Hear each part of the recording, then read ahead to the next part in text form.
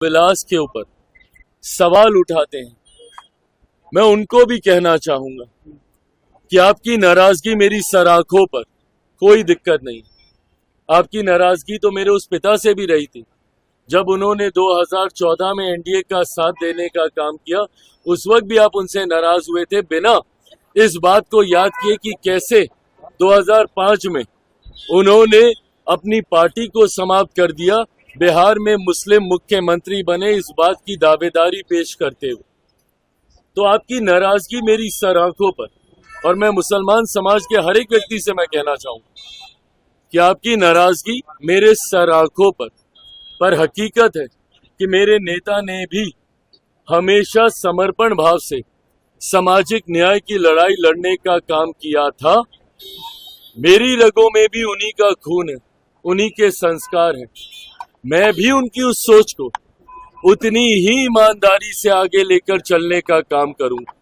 वक्त बताएगा कि चिराग पासवान के द्वारा लिए गए फैसले आपके हक में थे या नहीं थे, पर तब तक अगर आप मुझसे अपनी नाराजगी भी अगर आप रखेंगे तो बस इतना याद जरूर रखिएगा कि चिराग पासवान का समर्पण न सिर्फ उस समाज के प्रति है, अल्पसंख्यक वर्ग के प्रति है, मुसलमानों के प्रति है, बल्कि उससे बड़ा समर्पण मेरे नेता, मेरे पिता आदरणीय रामविलास पासवान जी के विचारों के प्रति है। मेरा कमिटमेंट उनकी आइडियोलॉजी के साथ है और उनकी आइडियोलॉजी सामाजिक न्याय की रही है, और इसके साथ चिराग पासवान ने ना कभी समझौता किया था, ना कभी भविष्य में समझौता करेगा। चिराग पासवान के द्वारा लिया गया हर फैसला, मेरी पार्टी के द्वारा लिया गया हर फैसला मेरे पिता के विचारों को मजबूत करने की सोच को प्राथमिकता देने की दिशा में लिया जाएगा। समाज में सामाजिक न्याय को बढ़ाने की दृष्टि के साथ लिया जाएगा, समाज में सद्भावना को बढ़ाने की सोच के साथ लिया जाएगा, और सबको, समाज के हर वर्ग को बराबरी का मौका मिले, अवसर मिले, इस सोच के साथ लिया जाएगा।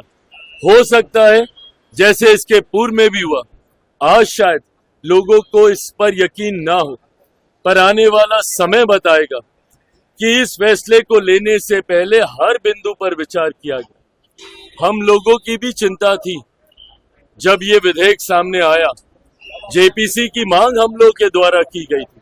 हम लोग चाहते थे कि इस पे एक विस्तृत चर्चा हो। पार्टी की तरफ से हमारे सांसद अरुण भारती जी ने जेपीसी में अपने पक्ष को रखने का काम किया। हर बिंदु पर हम लोगों ने विस्तार से चर्चा की। जहां पे हम लोग की शंकाएं थी, जहां पे हम लोग को इसको लेकर चिंताएं थी, शंकाएं थी, उसको भी हम लोगों ने वहां पे रखने का काम किया। कई ऐसे सुझाव पार्टी के द्वारा दिए गए जिसको समिति ने स्वीकारने का काम किया, और इन तमाम बदलावों के बाद, इन तमाम सुझावों के बाद जिस नए स्वरूप में ये संशोधन विधेयक भारत की संसद में आया, इसके हर बिंदु पर अध्ययन करने के बाद ही लोक जनशक्ति पार्टी रामविलास ने इसका समर्थन करने का फैसला लिया है। मैं मानता हूं कि आने वाले समय में गरीब मुसलमानों के हित में ये विधेयक रहेगा, और समय इसको साबित भी करेगा।